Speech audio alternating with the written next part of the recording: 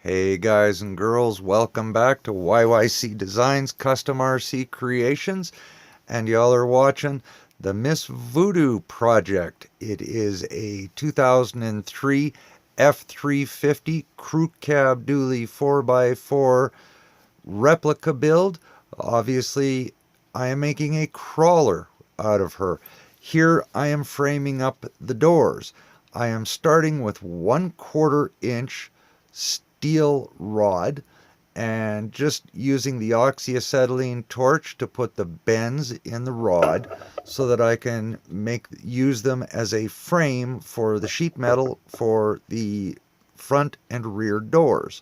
Now, in my opinion, this is obviously the most delicate and intricate part of these kinds of parts, like doors and so on, that require a frame.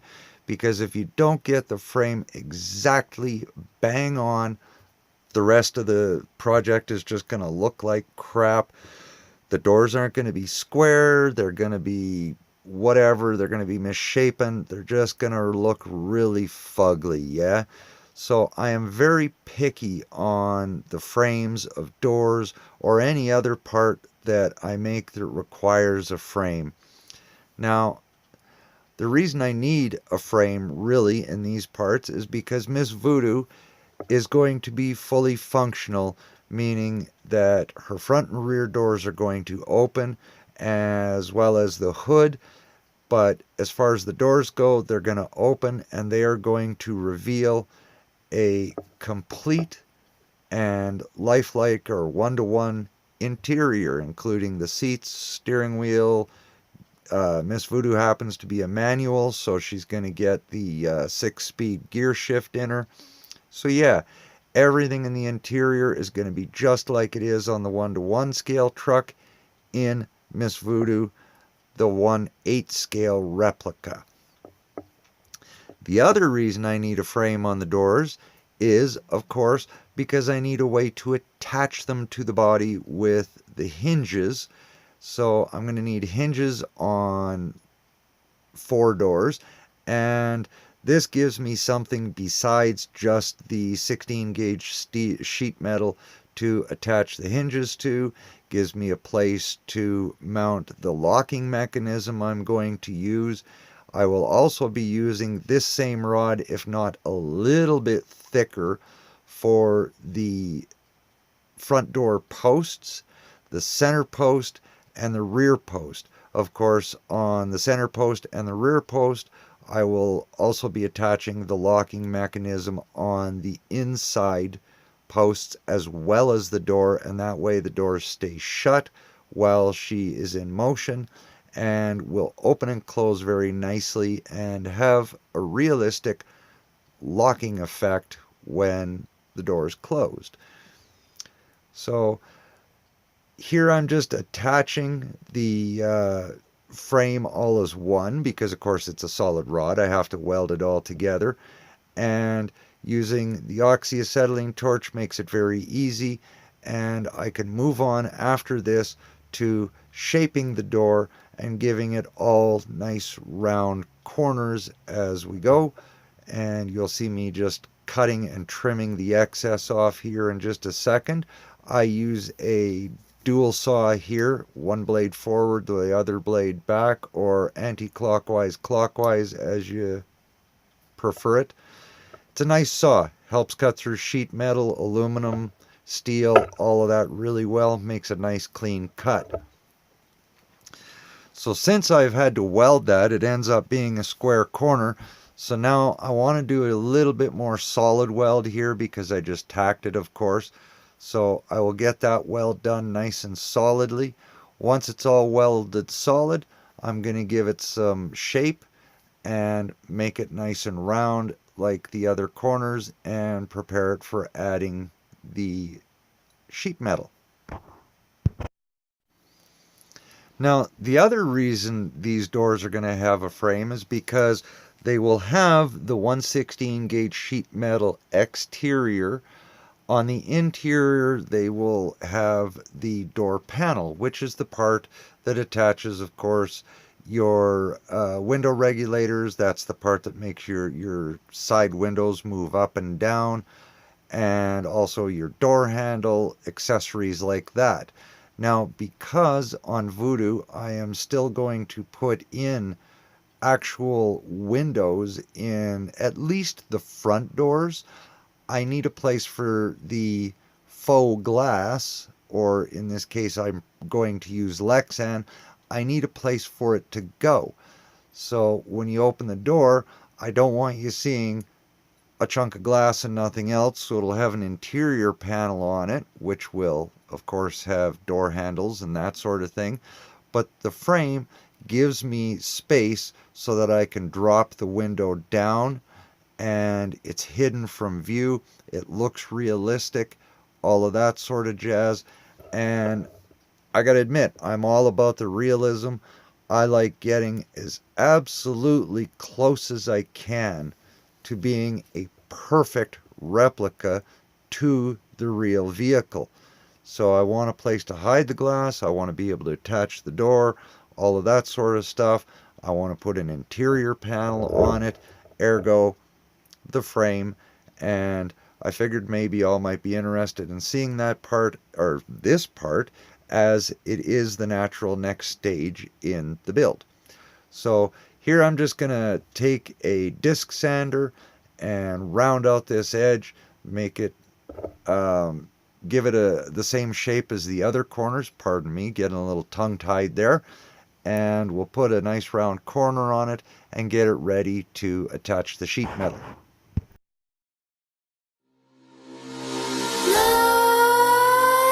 Nightmares creep while you and me repeat.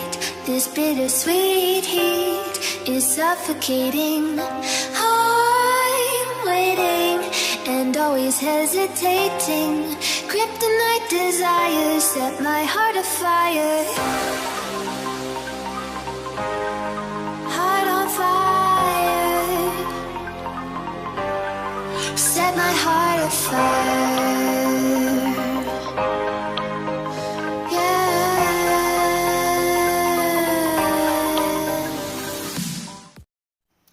Just double checking for square here, but while I'm on the topic of the disc sander and all that, I implore you guys to use the proper safety equipment.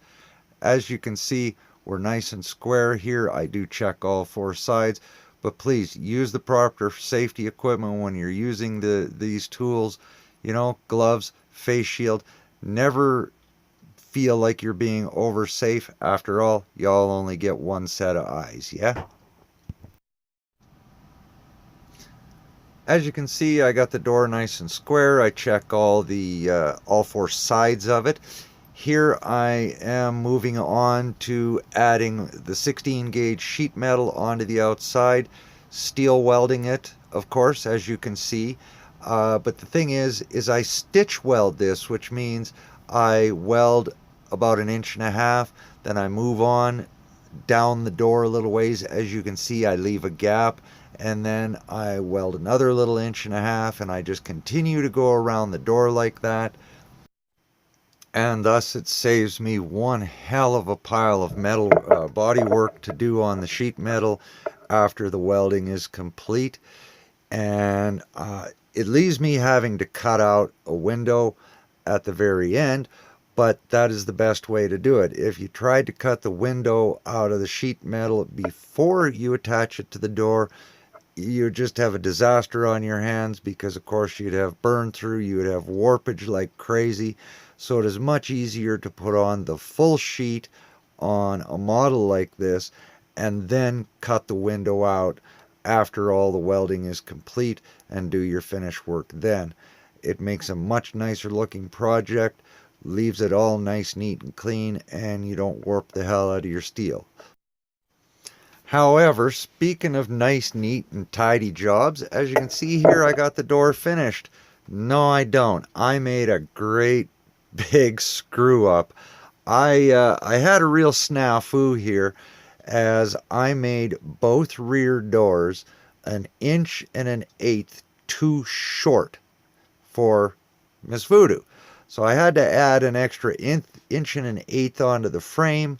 also add in a little piece of sheet metal to cover, to fill in that space. So as you can see, back to the welding torch, only this time I'm brazing it.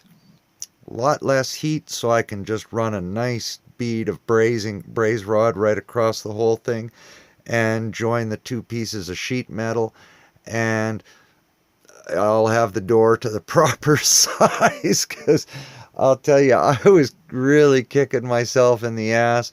I was having such a great day and the doors were coming together good.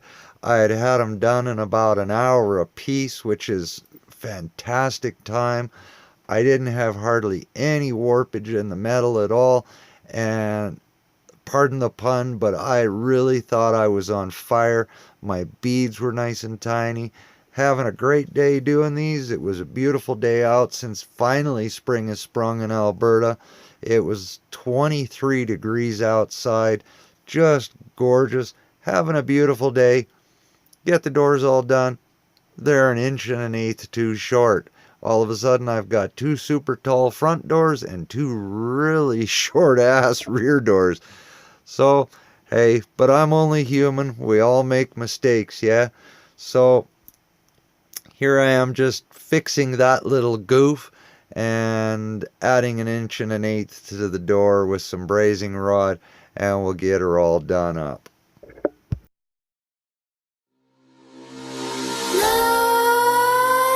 Nightmares creep while you and me repeat.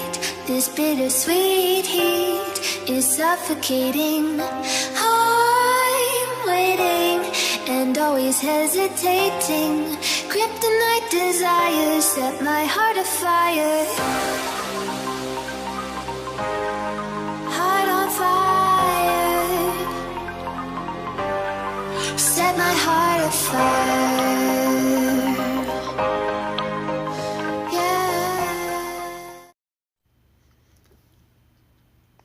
Gotta apologize here. I had a little audio goof, so I'm gonna have to re-explain this. I was just showing you where I'm gonna cut the window out, and there's the window on the real Miss Voodoo. I'm also gonna have to form in these body lines with hammer and dolly on all four doors. So obviously I take a lot of pictures. That's where the body lines will go. The X and the circle is where the window is going to get cut out. Of course, this piece was before I noticed my goof, but y'all get the idea. So here is the four doors, left and right side. I have not yet gotten the right rear door fixed, which is the one with the little space and the frame on the right hand side here.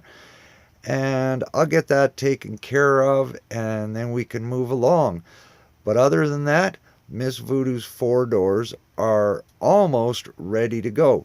Little bit of body work on them, cut out and put or make the window cutouts so that at a later date I can do the work and add in the Lexan windows, make them all functional. But they did turn out really nice in my opinion. Like I say, I didn't have a whole lot of warpage. I'll put the body lines in, which is what I was pointing to there, but I forgot to turn the mic on the camera when I was videoing it, so y'all get to see me pointing and nothing. So maybe that's better, I don't know. But anyhow, the doors are done. They're all ready to go. Give you just a second here, and there's a nice look at them as to how they're going to line up on the tree. So I hope you all enjoyed this part of the Miss Voodoo build. I can't even remember what section number it is because we're going to change our format a little bit. But if you did enjoy the video, please like and subscribe. And we thank you so much for watching and the continued support. Our subscription count is growing. We'd like to welcome our new subscribers.